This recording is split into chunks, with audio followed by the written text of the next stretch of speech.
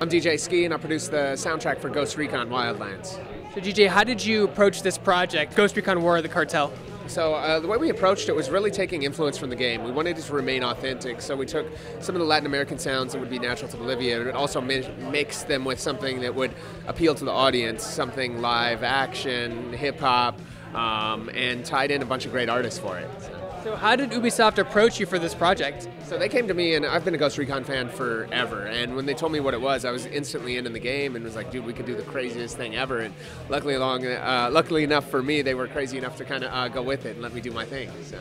Sound is usually the last thing people worry about in post-production, unfortunately. But in this case, this was really top quality. You can talk about the team that also surrounded you to help make this soundtrack a reality. Oh man, it's been awesome. I mean, I partnered up with my guy Mars, who's one of the best producers in the world. I mean, he plays with Jay-Z, produces all the stuff with Tip.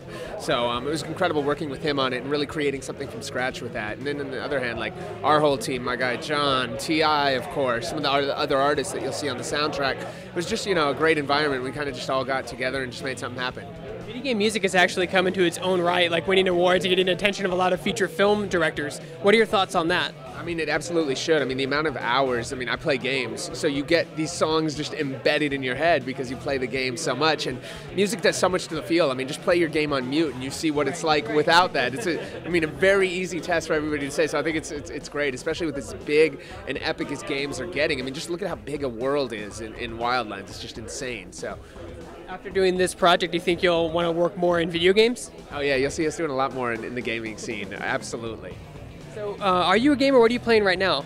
Right now, I've still been obsessed with, it's Ubisoft, but Rainbow Six, FIFA, I'm still nonstop. Those are my go-tos. I love Forza Horizon. I've been playing the hell out of that, especially since, the winter map came out that I loved. So those are the big ones for me right now. And I got on I'm actually waiting on the final copy of Ghost Recon. I played through the whole beta and beat, pretty much every mission. So that's the next one that I'm waiting for. So who's your go-to team in FIFA? Go-to team in FIFA, I've been switching it for a while. I started with Dortmund, then I was doing Bayern a little, then I probably played the most with Manchester United this city, but recently I've been doing a lot with Barcelona, so I'm all over the place. I just get bored and switch it up, so.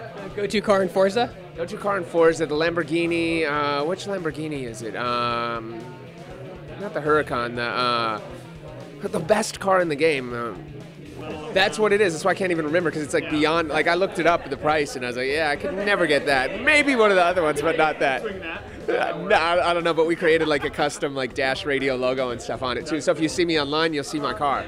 What are some of the differences between making a soundtrack for a game or a pilot or a set, and what are some of the pros and cons to each of those? For sure. Specifically when we work on something with a commercial, with something like this, the 30 seconds were already locked in, so we really had to create something that catered and fit to where all the graphics and everything were going within the commercial. So even though sometimes it can be shorter, there's a lot more restraints and you have to pull a lot out of that. So it's almost versus when you make a song originally from scratch, you don't really have any time limits or boundaries it can be 35 seconds or 3 minutes or whatever, but no, it has to be exactly that and fit in within that. So it's a little more different, but you have something that you know what the exact feel is too, so you don't have to go off the cuff. So pros and cons to both.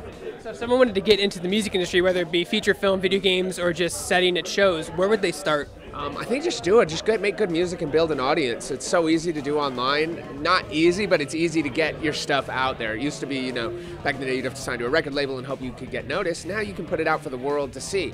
It's tough to stand out from the crowd, but anybody from anywhere in the world can come out and do it.